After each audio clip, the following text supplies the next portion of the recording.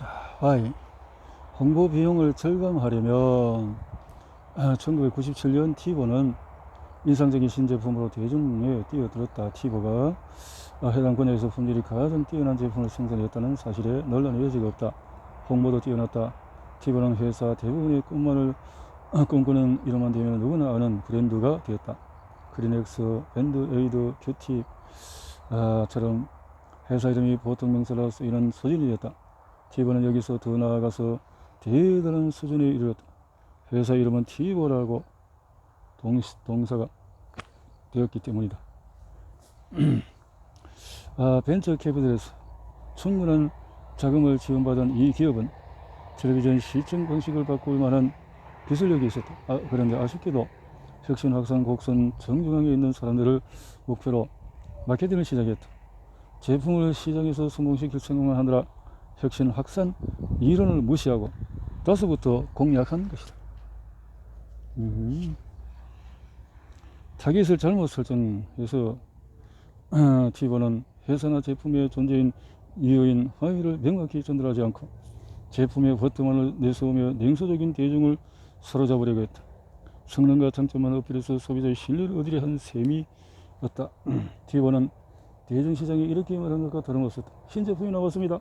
이 제품을 사용하면 TV 생방송을 일시 중지할 수 있습니다. 생방송 중에도 대강기가 됩니다. 광고를 띄워넣을 수 있습니다. 시청 기록을 기반으로 관심 있을 만한 프로그램을 골라줍니다. 자, 이 제품을 사용하면 애널리스트들은 티보의 가능성에 주목했다. 동시에 티보 경쟁사인 리플레이에도 관심을 보였다. 리플레이 역시 벤처 캐피탈 자금을 충분히 받는 스타트업이었다. 한 시장조사 전문가는 출시 첫 해 연말이 되면 티보나 리플레이 같은 퍼스널 TV 수신 서비스 이용자가 무려 76만의 달러라고 추산하기도 했다. 1999년 마침내 티보가 출시되었다. 전 직장 동료 사이자 티보 공동創立자인 마이크 렌지와 짐 바트는 TV 시청자들이 서비스를 이용하려고 확신했다. 그들이 시청자들에게 말을 잘했더라면 기대가 실현되었을지 모른다. 그러나 여러 애널리스트의 기대와 달리 매출은 실망스러웠다. 티보는 48,000대를 파는데 그쳤고 여러 투자에게 지원을 받았던 리플레이도 인기몰이에 실패했고 심지어 광고를 건너뛰는 방식 때문에 방송국과 분쟁에 휘말렸다. 리플레이는 다음 해에 새로운 전략을 펼치지만 몇 개월 뒤에 결국 가정용 오디오 및 비디오 장비 제조사인 소닉 블루에 매각되고 말았다. 소닉 블루 역시 그 후에 파산했다. 애널리스트들은 티보의 매출이 지지부분하자 말문이 막혔다. 분명 모든 상황이 티보에게 유리하게 들어오고 있었고 성공적으로 전부 갖춰져 있었다. 티보는 품질이 뛰어나고 자금 상황도 여유로웠다. 심지어 시장의 흐름도 이상적이었다. 하지만 2002년 이 기업이 시장은 한지 3년쯤 되던 해에 마케팅 잡지에서 애드버타이징 에이지는 티보가 처한 상황을 한마디로 정리했다. 미국의 티보가 있는 가정보다 5개의 화장실이 있는 가정이 많다. 5개의 화장실을 보유한 가정은 67만, 티보를 보유한 가정은 50만. 티보는 매출이 저조했을 뿐만 아니라 주가에서도 성과를 내지 못했다. 1999년 기업 공개 당시 티보 주가는 주당 40만 달러가 약간 넘었는데 이후에 50달러로 고점을 찍은 뒤에 매년 꾸준히 하락했고 2001년에 단기적으로 3차례 상승했을 뿐 10달러를 넘긴 적이 없었다. 여기서 골든 서클 원리를 적용해보면 정답은 명확하게 드러난다. 사람들은 화이를 보고 구매를 결정하는데 티보는 겉으로 고객을 사로잡으려 했다. 이 기업은 제품 기능과 객관적인 장점만 언급했다. 그러므로 최신 기술을 즐기지 않고 제품을 타선적으로 판단하는 유형의 소비자가 어떤 반응을 보일지는 충분히 예측 가능한 일이었다. 티보는 먼저 신념으로 공감대를 형성해야 했다. 그렇죠. 골든 서클의 균형을 였다면 결과는 상당히 달라졌을지도 모른다. 메시지를 기능과 장점을 내세웠던 기존 메시지와 새롭게 각색한 메시지를 보자. 삶을 자유롭게 주도하며 살아가고 싶은 사람을 위한 신제품입니다. 생방송이지만 멈출 수가 있습니다. 광고를 보고 싶지 않다면 건너뛸 수 있습니다. 게다가 라이브 대강기도 가능합니다. 시청 기록을 기반으로 관심 있을 만한 프로그램을 골라줍니다. 고객이 이렇게 메시지를 전하면 티보의 기능과 장점은 제품이 왜 존재하는지를 보여주는 확실한 근거가 된다. 기술이 뛰어남으로 제품을 구매하라는 의미가 아니다. 이라는 심정으로 고객의 결정을 이끌고 논리적인 와트로 제품의 매력을 드러내라는 뜻이다. 티보는 목표 고객층을 잘못 선택하는 사실을 확실하게 보여줬다. 홍보팀 레베카 비어는 뉴욕타임스에 이렇게 말했다. 티보를 사용해 보기 전에는 이 제품이 왜 필요한지 알지 못할 것이다. 이 논리가 참이라면 신기술이 세상을 정하는 일이 없어야 한다. 이는 명백히 틀린 주장이다. 대중은 티보의 가치를 이해하지 못했다. 제품을 구매한 사람이 그토록 적었던 이유는 티보가 고객에게 회사를 생각을 제대로 전달하지 못했고 핵심 확산 곡선 왼쪽에 있는 사람들에게 제품을 알리려고 노력하지 않은 탓이었다. 티보는 Y로 시작하지 않았다. 핵심 이전과 의리와 답도층을 무시했고 결국 티핑 포인트를 만드는데 완전히 실패했다. 티핑 포인트. 그 후로 10년이 흘렀다. 티보는 여전히 시장에서 가장 뛰어난 VD를 만들고 있었고 브랜드 인지도 변함이 높았다. 많은 사람이 티보와 제품을 알고 있었다. 그렇지만 회사의 미래는 결코 확신할 수 없었다. 티보 시청자 수백만 명이 티보 한다라고 말했지만 정작 이들은 티보 시스템을 이용하지 않았다. 케이블 TV 회사나 위성방송사에게 제공하는 VDTVR을 이용해서 프로그램을 녹화했다.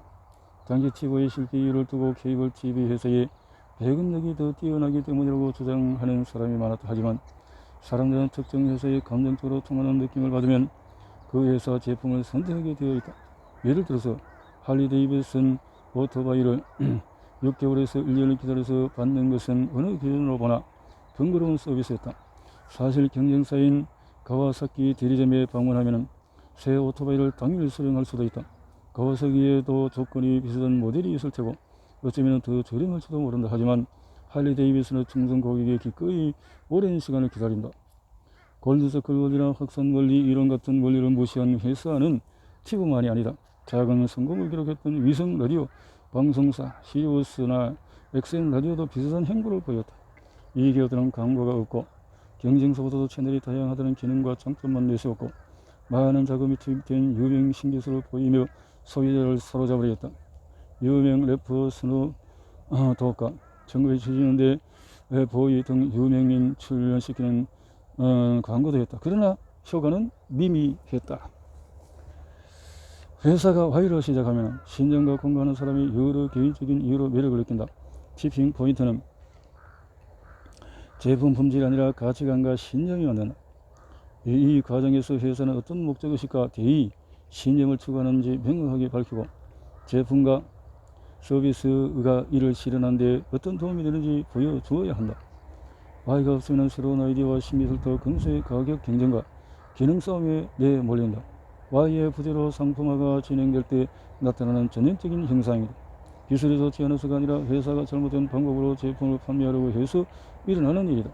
당시 위성 라디오는 어떤 측면에서 상급 라디오의 위치를 의미 있게 대체하지 못하고 있었다. 그러나 시리우스와 XM은 운명이 바뀌기 시작하고 합병했고 당시 회사 조건은 주당 50% 이하였다. 그리고 내가 마지막으로 확인했을 때 XM은 판매에 여전히 할인과 프로모션 뭐 이런 것들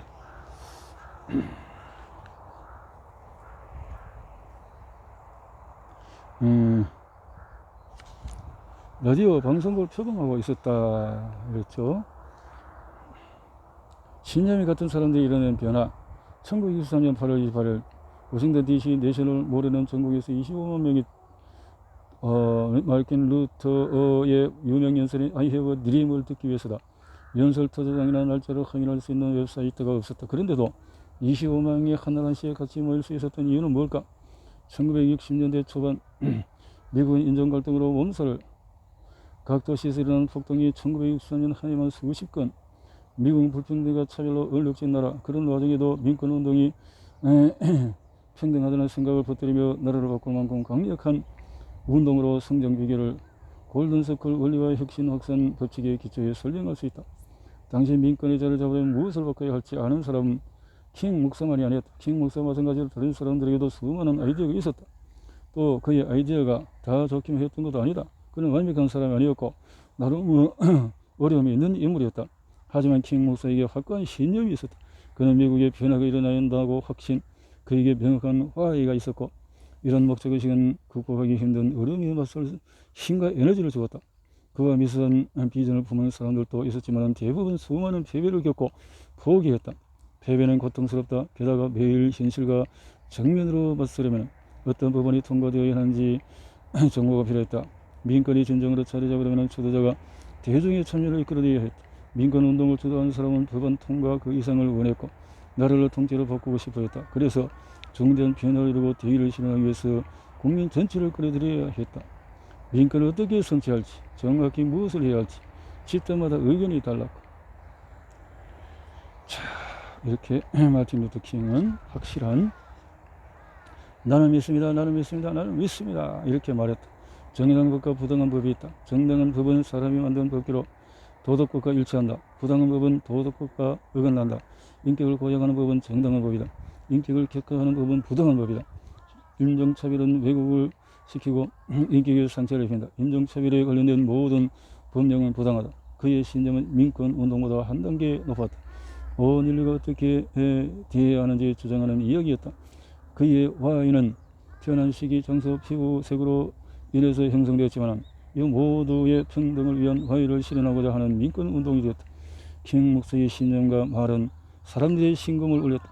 그와 뜻이 같은 사람들의 신념을 삼았고 주변 사람들에게 자신의 신념을 전했다. 그리고 1963년 킹 목사의 연설 I have a dream을 들으려고 25만 명, 그 중에서 킹 목사를 위한 사람은 몇이나 되었을까? 단 한 명도 없었다. 그들은 자기 자신의 소신을 가지고 나갔고 연설은 곧 그들의 신념, 그들 스스로 이 사건이 미국을 더 나은 나라로 만들 기회라고 생각, 자신의 가치관과 신념이 반영된 나라에 살고 싶어서 8월 정선 무더운 날씨에도 8시간 동안의 버스를 타고 워싱턴에 왔다. 자신의 신념을 증명하려고. 킹 목사의 연설은 모든 이의 공통된 신념을 깊이 일깨워주는 역할을 했고 연설의 주제는 신념이지.